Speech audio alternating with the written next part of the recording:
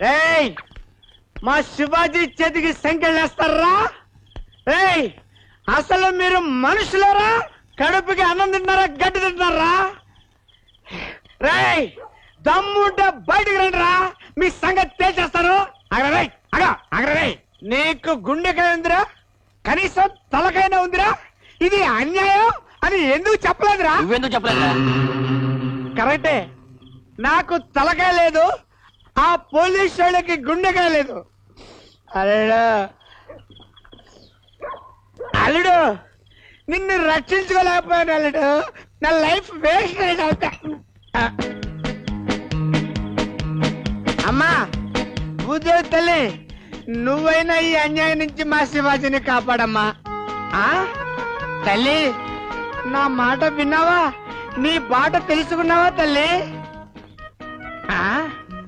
తల్లి తాగుబోతు వెదవల్ని స్త్రీలు ద్వేషిస్తారు గాని నువ్వేంటమ్మా తల ఒళ్ళో పెట్టుకుని హై అని లాలిస్తున్నావు? నీ మీద ప్రేమ. ప్రేమ? నా మీద? నువ్వు ప్రేమ దేవతవా లేక ఈ గ్రామ దేవతవా? నీ అనురాగ దేవతని. అబ్బా శివరంజని రాగంలా ఉంది నువ్వు ఆ మాట చెప్తుంటే. నీ సుకుమారమైన పెదాలతో నా విశాలమైన చెవుల దగ్గర నీ అందమైన పేరు ముద్దు ముద్దుగా గౌ గౌగా చెప్పు.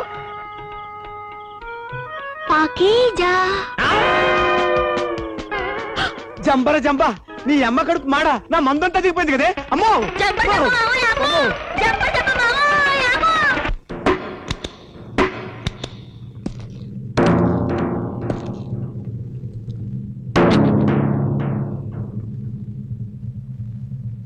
ఈ శివాజీ మా ఊళ్ళో పని పాట లేకుండా బలాదురుగా తిరిగా మనిషి అండి.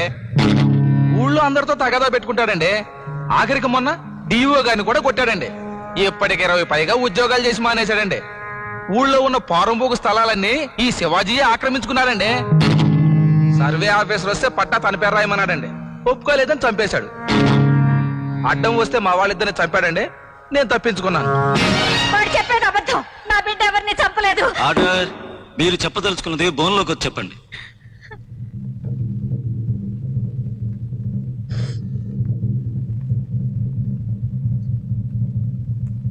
నేను వంట చేసుకుంటూ ఉండగా ఆఫీసర్ని 3 మనుషులు తరుముకుంటూ వచ్చారు.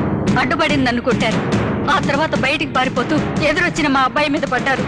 దెబ్బలు తగిలి నన్ను చూసి మా అబ్బాయి వాళ్ళని కొట్టాడు. ఆ తర్వాత వాళ్ళల్లో వాళ్లే కొట్టుకుని చంపుకున్నారే తప్ప మా శివాజీ ఎవరిని హత్య చేయలేదు. మిస్టర్ జస్టిస్, ఈవిడ కట్టుకదలడానికి ప్రయత్నిస్తున్నారు. బజారులో అంతమంది మగాళ్లుండగా వాళ్ళందరినీ కాదని సర్వే ఆఫీసర్ గారు ఈ ఆడమనిషి కాపాడుతుందని వెళ్ళాడా? వాళ్ళ ఇంట్లో సామాన్లు, టీవీ, అద్దాలు పగలగొట్టారని చెబుతుంది. కొడుకును కాపాడుకోవడం కోసం తనే పగలగొట్టి ఈ డ్రామా ఆడి ఉండొచ్చుగా. ఈ కేసుని 25వ తేదీకి వాయిదా వేస్తున్నాను.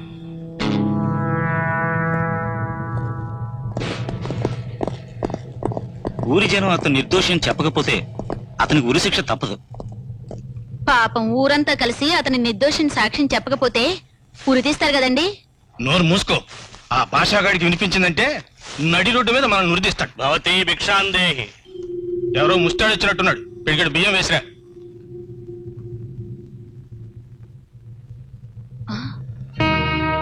ఇదేమిటి నారాయణరావు గారు? మేము బిచ్చమెత్తుతున్నది పిడికెడి బియ్యం కోసం కాదు, గుప్పెడు న్యాయం కోసం. వీధి వీధి తిరిగి 7 కొండల వాడి మొక్కు తీర్చడం కోసం ముష్టెత్తుకునే వాళ్ళని మీరు చూసుంటారు. ఊరికంబ వెక్కపోతున్న మా కొడుకు ఊపిరి కోసం మిమ్మల్ని ప్రార్థిస్తున్నాను. మా శివాజీ నిర్దోషాన్ని సాక్ష్యం చెప్పండి. చేతులు జోడించి మిమ్మల్ని వేడుకుంటున్నాను. మా కోసం అబద్ధం ఆడమని మిమ్మల్ని అడగటం లేదు. మీరు చూసింది చూసినట్టు నిజం చెప్పండి చాలు.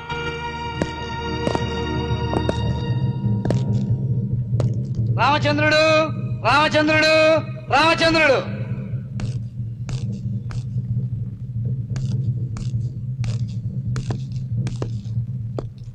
మార్చి 28వ తేదీన ఏం జరిగింది?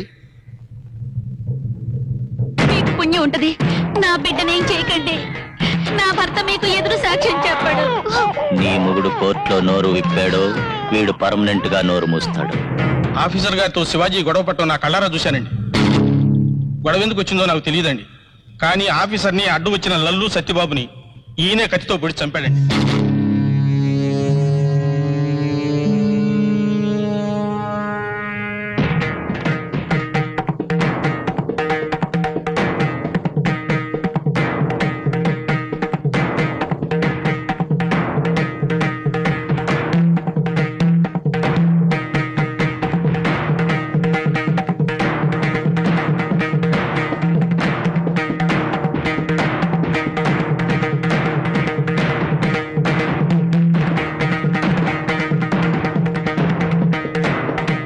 మిస్టర్ జస్టిస్, సాక్ష్యాధారాలన్నీ శివాజీ హంతకుడిని నిరూపిస్తున్నాయి. కాబట్టి భారత శిక్షా స్మృతిని గౌరవిస్తూ ఈ నేరస్తుల్ని కఠినంగా శిక్షించమని కోర్టు వారిని కోరుతున్నాను. వేసవి సెలవులు ముగిసిన తర్వాత ఈ కేసు విచారణ తిరిగి ప్రారంభించబడుతుంది. మహాలక్ష్మి, మహాలక్ష్మి, అయిపోయింది, అంతా అయిపోయింది.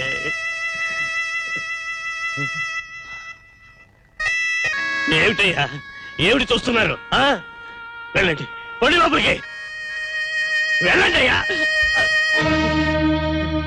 ఏమండి ఏమండి ఏమండి కోర్టులో ఏం చెప్పారండి? పిరికి వెతవరు బిచ్చమెత్తినా ఒక్కడి మనసు కరగలేదు. ఆ రౌడీ గాడికి భయపడి అమాయకుడికి అన్యాయం చేశారు. అసలు ఊళ్ళో దెబ్బలాటికి పోవద్దురా అంటే మనవాడు విన్నాడా? ఏం చేస్తామండి, ఈ ఊళ్ళో ఎంతమంది బిడ్డల్ని కన్నా అమ్మలున్నారు. ఏ తల్లికి నా బిడ్డ మీద దయ రాలేదు. ఎవరి బిడ్డల్ని వాళ్ళు కాపాడుకున్నారు మహాలక్ష్మి. మన బిడ్డనే మనం కాపాడుకోలేకపోయాం.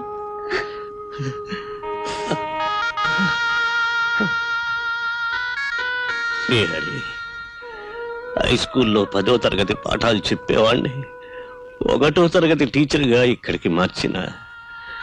ఇంత దూరం వచ్చింది మా ముసలి పట్టల కోసం కాదయ్యా, వాడి కోసం. వాడే లేకపోతే మేమింక ఎవరి కోసం బ్రతకాలి? నారాయణరావు, పొద్దస్తమానం శివాజీని తిడుతున్నావు అనుకున్నానే కాని నీ కొడుకు మీద గుండెల్లో ఎంత మమకారాన్ని దాచుకున్నావయ్యా. నీకేం భయం లేదు, శివాజీ నిండు 100 ఏళ్ళు బతుకుతాడు. సో మీరు చెప్పిన దాన్ని బట్టి భాష అనే రౌడీ ఊరి జనాన్ని భయపెట్టి కోర్టులో అబద్ధపు సాక్ష్యం చెప్పించాడన్నమాట. అవునండి. రౌడీలు కోర్టులో గెలిస్తే లాయర్లు రోడ్డు మీద తలంచుకు నడవాలి. మనం శివాజీని కాపాడలేమా లాయర్ గారు? తీర్పు వచ్చేంత వరకు శివాజీ హంతకుడు కాదండి. కాకపోతే ఈ లోపు జనాన్ని పట్టుకోవాలి. జడ్జిమెంట్ జనం చేతుల్లోనే ఉంది. అంటే నేను ఒక ఐడియా చెప్తాను, కుదిరితే శివాజీ ఊరి తప్పించొచ్చు. వెంకటేశ్వర గారు, వెంకటేశ్వర గారు. ఎవరు? ఏమిటి? సాయంత్రం 7 గంటలకి బళ్ళో మీటింగ్ ఉంది, సీక్రెట్. ఎందుకు? నారాయణరావు గారు వాళ్ళ అబ్బాయి గురించి ఏదో చెప్పుకుంటారంట. ఓహో, వస్తా. స్వప్న, స్వప్న, సాయంత్రం 7 గంటలకు బళ్ళోకి రా, సీక్రెట్. దేశా తీసి కొడతాను, నన్ను బళ్ళోకి రమ్మంటావా? అందుకు కాదు తల్లి, నువ్వు నాకు తల్లి, పిల్లి, చెల్లి, వదిన అన్నీ నువ్వు. మరి నన్ను ఎందుకు రమ్మను? నారాయణరావు గారు వాళ్ళ అబ్బాయి గురించి ఏదో చెప్పుకుంటారంట. సరే, మా ఆయన కూడా తీసుకొస్తాను. అలాగే. ఏమండి, ఏమండి, ఎవరండి లోపల? రాంబాయమ్మని. ఏం బాయమ్మ? రాంబాయమ్మ. చూడండి రంబాయమ్మ గారు, సాయంత్రం 7 గంటలకు బడి దగ్గరికి రావాలి. బడి దగ్గర అయితే బాగోదండి, అందరికి తెలిసిపోతుంది. అబ్బే, చాలా సీక్రెట్ గా జరిగిపోతుందండి. మీరు సీక్రెట్ అంటే నాకు అభ్యంతరం లేదు, కానీ మా ఇంట్లో అయితే బాగుంటుందండి. జంబర్ జంబా, మీ ఇంట్లోనా? ఏం మీటింగ్ అనుకుంటున్నారు?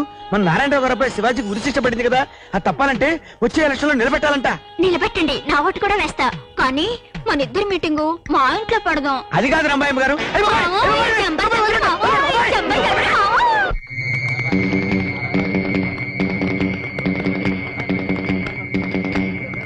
మీరెవరూ మా కోసం కోర్టులో నిజం చెప్పలేకపోయారు. ఆ భాషకి భయపడి మీరు అలా చేశారని మాకు తెలుసు. అందుకే ఈ సమావేశం రహస్యంగా ఏర్పాటు చేశాం. మీకు మళ్ళీ ఒకసారి చేతులెత్తి నమస్కరిస్తున్నాను. మాకు సహాయం చేయండి. కోర్టులో నోటితో అబద్ధం సాక్ష్యం చెప్పిన మీరు ఇప్పుడు ఓటుతో శివాజీని గెలిపిస్తే అతనికి శిక్ష తప్పుతుంది. ఏ రౌడీకి మీరు భయపడుతున్నారో ఆ రౌడీని ఎదిరించగల మగాడు శివాజీ. ఏ ఎమ్మెల్యే అండ చూసుకుని ఆ భాష ఎగిరి పడుతున్నాడో ఆ ఎమ్మెల్యేని శివాజీయే ఓడించాలి. ఏంటలా సైలెంట్ అయిపోయారు? ఓటేయటానికి కూడా భయమేనా? బకాసురుడు రోజుకో మనిషిని 2 దున్నపోతుల్ని తిన్నట్టు మనం ఇలా సైలెంట్ గా కూర్చుంటే రోజుకో ఫ్యామిలీ లేపేస్తాడు. మీరు శివాజీ నిలబెట్టండి, మేమందరం ఓట్లేసి గెలిపిస్తాం.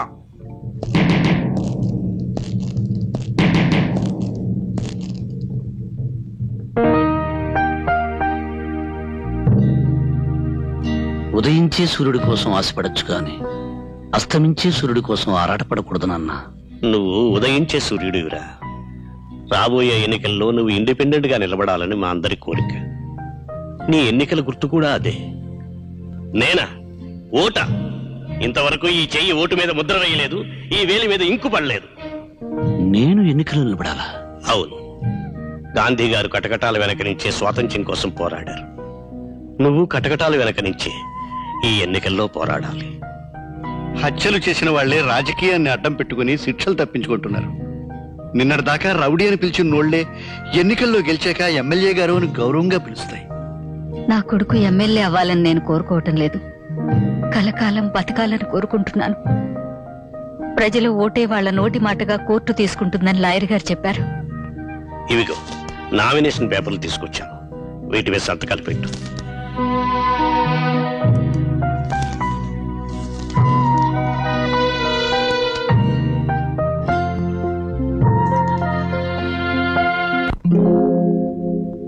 ఒరే వాళ్ళు నా నిజమైన తల్లిదండ్రులంటే ఈ దెబ్బతో జనార్దన్ రాయుడు ఓడిపోయినట్టే. మహాలక్ష్మి, ఇంకో పోస్ట్ ఎట్లా ఇవ్వు. పిన్ని, మీ ఇంట్లో ఎన్ని ఓట్లు? 3. నేను మా ఆయన మా అక్క. ఓటుతో పాటు ఈ చీటీ కూడా పెట్లో వేయాలి. జాగ్రత్త, ఈ విషయం ఎవరికి తెలియకూడదు. శివాజీ నిర్దోషం నిరూపించాలంటే అతనికే మీ ఓటు, శివాజీకే మీ ఓటు. మహాజనులారా, అసెంబ్లీకి ఎమ్మెల్యేలను పంపించాలి గాని రౌడీలు పంపకూడదు. నిన్నటి దాకా రౌడీలా ప్రవర్తించి ఈ రోజు జైల్లో ఉన్న శివాజీని గెలిపిస్తే అతన్ని అసెంబ్లీ రౌడీ అని పిలుస్తారు.